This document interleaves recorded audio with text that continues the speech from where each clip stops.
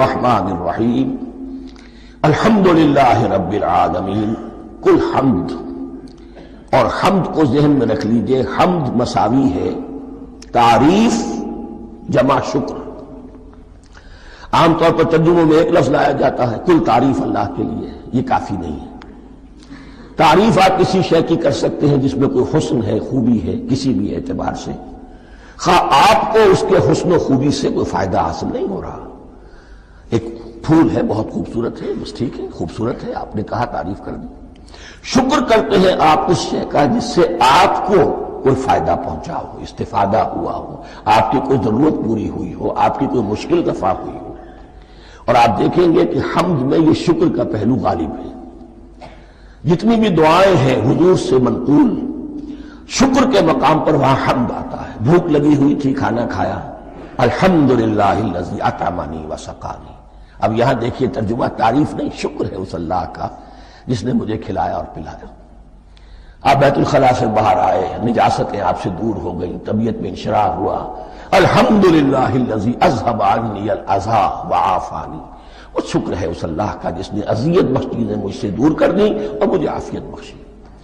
تو یہ الحمدللہ رب العالمین، اللہ تعالیٰ کا حسن و کمال اور حسن و جمال اپنی جگہ بھی اس انتہا کا ہے کہ جتنی تعریف اس کا حق ہے ہم کر ہی نہیں سکتے، لیکن اس کے احسانات اور انعامات ہم پر اتنے ہیں کہ ہم ان کو بھی گن نہیں سکتے۔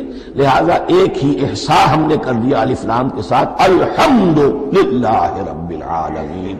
تمام تعریفیں اور کل شکر اللہ کے لیے ہیں کہ جو تمام جہانوں کا پروردگار ہے، رب ہے، مالک ہے۔ رب میں ایک مفہوم ہوتا ہے ربوبیت کا، اور اس میں مفہوم شامل ہوتا ہے تربیت کا، ربیانی صغیرہ۔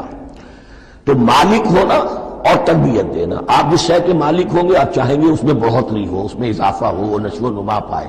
تو یہ دونوں چیزیں آپس میں ایک دوسرے کا جڑی ہوئی ہیں، پروردگار بھی اور مالک بھی۔ عام طور پر عربی میں رب کا لفظ مالک کے لیے آتا ہے، رب البیت، رب الدار، رب المال۔ تو معلوم وہاں پر ظاہر بات ہے کہ اس سے مراد کیا ہے، مال والا، گھر والا، گھر کا مالک۔ تو کل شکر اور کل تعریف اس اللہ کے لیے ہے جو تمام جہانوں کا مالک بھی ہے اور پروردگار بھی ہے۔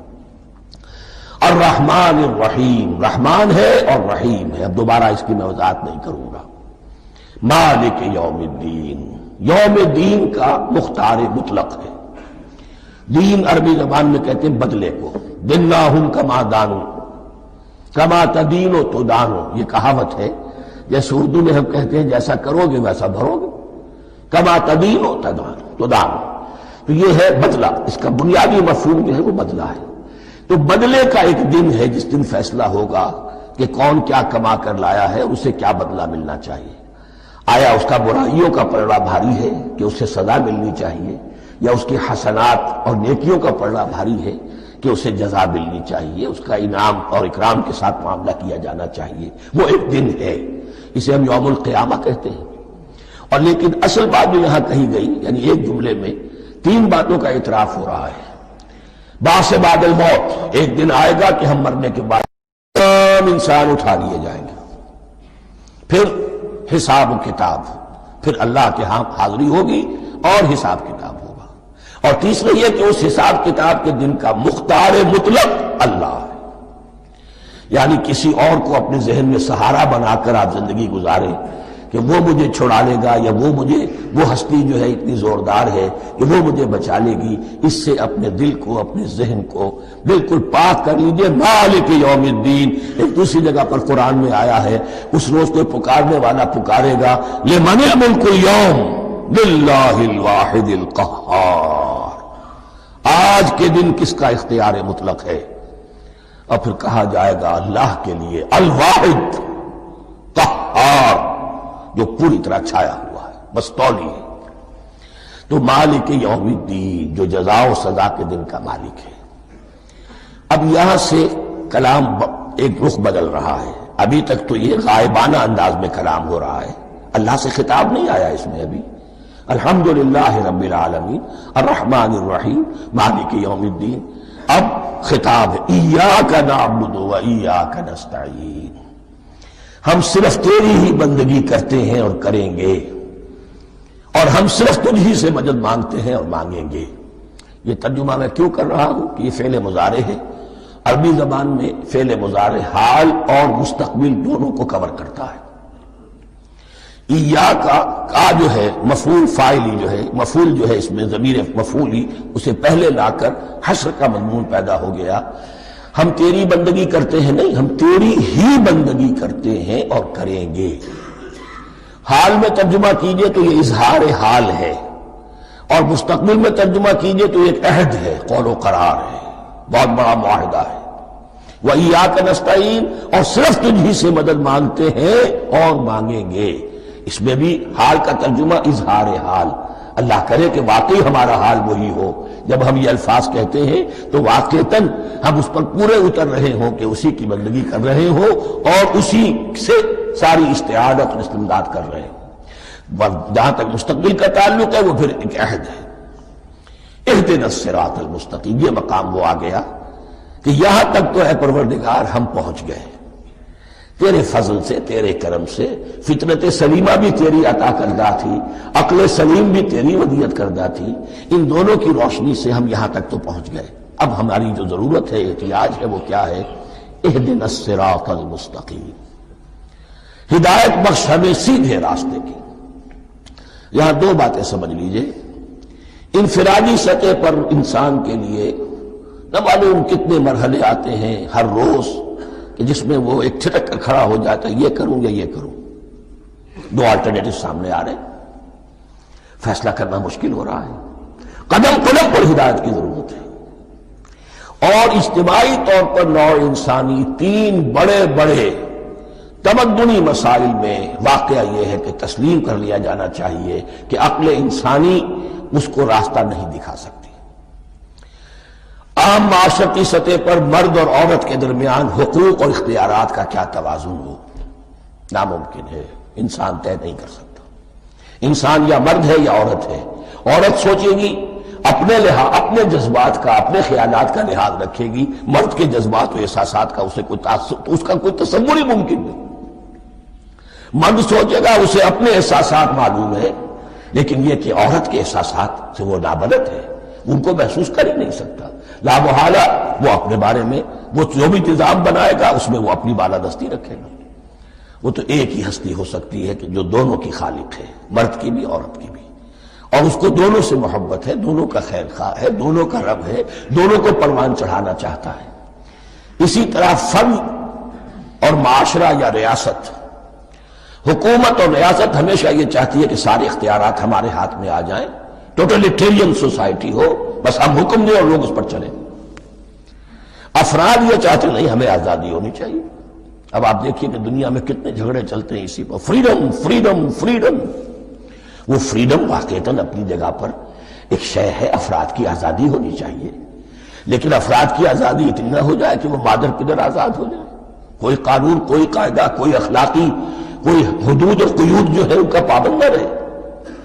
تو اب کہاں ہے وہ نقطہ اعتدال کہ جس میں انسان کی انفرادی آزادی، انفرادی اختیار اور ادھر اجتماعی مصلحتیں جو ہیں ان کو بیلنس کیا جا سکے؟ انسان طے نہیں کر سکتا، صرف اللہ ہی اس کے لیے نظام دے سکتا ہے۔ تیسرا مسئلہ ہے سرمایہ اور محنت، اس میں کیا توازن ہو؟ سرمایہ اور محنت دونوں مل کر کچھ بنا رہے ہیں، کچھ پروڈیوس کر رہے ہیں۔ اب اس میں نفع جو ہوا ہے اس میں سرمایہ کا کتنا حصہ ہونا چاہیے اور لیبر کا کتنا ہونا چاہیے، کون طے کر سکتا؟ اس کے لیے بھی کہ ایسا نہ ہو کہ سرمایہ داری جو ہے آکاش بیل بن کر پورے معاشرے پر چھا جائے، اور غریب بیچارہ، مزدور بیچارہ، کاشتکار بیچارہ وہ گویا کہ چکی کے دو پارٹوں میں پس کر رہ جائے، اس کی کوئی حیثیت نہ رہ جائے۔ لیکن یہ کہ دوسری طرف اگر یہ کہ مزدور کا جو حق ہے اس سے زیادہ اس کو دے دیا جائے تو سرمایہ جو ہے وہ سکڑ جائے گا، شائی ہو جائے گا، وہ پھر میدان میں نہیں آئے گا۔ کیا کیا جائے؟ کون سا نقطہ عدل و اعتدال ہے؟ یہ تین مسائل ایسے ہیں، اہدنا الصراط المستقیم۔ تو یوں سمجھیے کہ ایک جو بنیادی ہدایت تھی، ایک اللہ کو پہچان لینا، یہ جان لینا کہ کل حسن و جمال اور تمام انعام و اکرام کا منبع اس کی ذات ہے، وہ رحمان ہے اور رحیم ہے، اور یہ جان لینا کہ مرنے کے بعد جی اٹھنا ہے، حساب کتاب ہے، فیصلہ ہوگا جزا و سزا کا، اور مختار مطلق اس دن کا اللہ ہے۔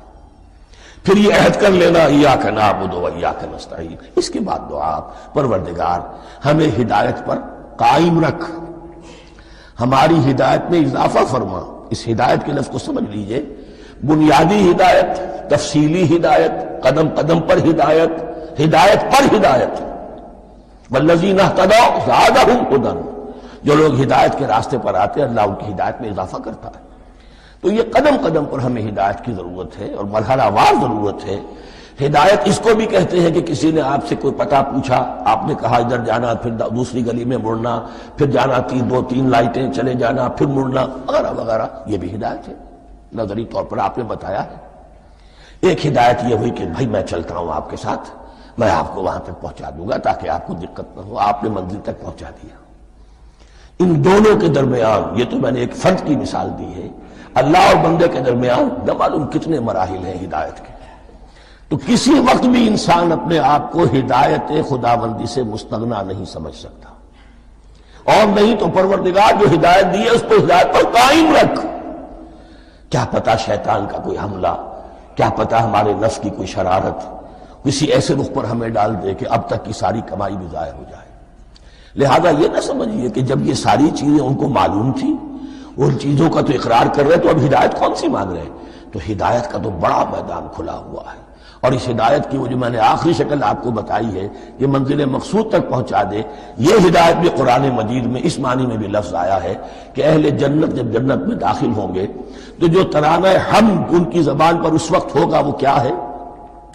الحمدللہ الذی ہدانا لہذا وما کنا لنہتدی لولا ان ہدانا اللہ۔ کل شکر اللہ کا جس نے ہمیں یہاں تک پہنچا دیا، ہدایت دی یہاں تک پہنچا دیا، اور ہم ہرگز نہ پہنچ پاتے، ہم ہرگز ہدایت یافتہ نہ ہو سکتے اگر اللہ ہی ہمیں ہدایت نہ دیتا۔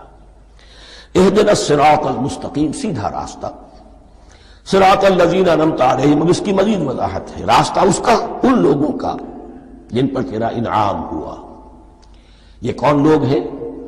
اس کی وضاحت آپ کو ملے گی سورہ نساء میں، من یطع اللہ والرسول فاولئک مع الذین انعم اللہ علیہم من النبیین والصدیقین والشہداء والصالحین۔ چار طبقات ہیں منعم علیہم جن پر اللہ کا انعام ہوا ہے۔ چوٹی پر انبیاء کرام، اس کے بعد صدیقین کرام، اس کے بعد شہداء عظام، اس کے بعد عام صالح مسلمان، صالح ہو۔ یہ بیس لائن ہے، اس سے اوپر کا درجہ شہداء کا ہے، اس سے اوپر کا درجہ صدیقین کا ہے، اور پھر کا درجہ انبیاء کا ہے۔ انبیاء میں سے پھر وہ بھی ہوتے ہیں کہ جو اولو العزم میں من الرسل ہیں، لیکن یہ چار طبقات ہیں، ان کے راستے پر ہمیں چلا۔ غیر المغضوب علیہم ولا الضالین،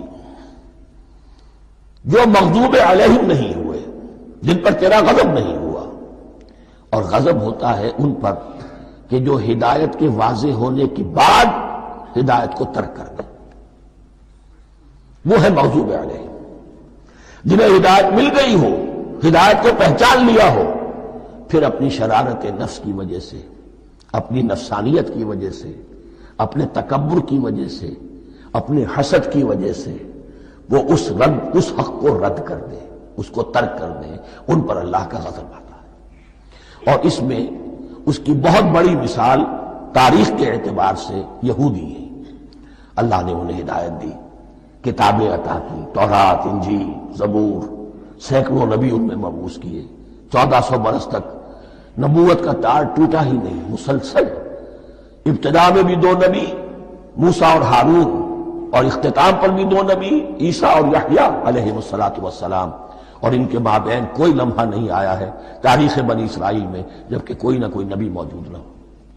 لیکن انہوں نے اپنی شرارت نفس کی وجہ سے ہدایت تورات سے بھی منہ موڑا، اور پھر سب سے بڑی بات یہ کہ ہدایت محمدی سے، ہدایت قرآنی سے بھی صلی اللہ علیہ وسلم منہ موڑا۔ وہ ہے مغضوب علیہم۔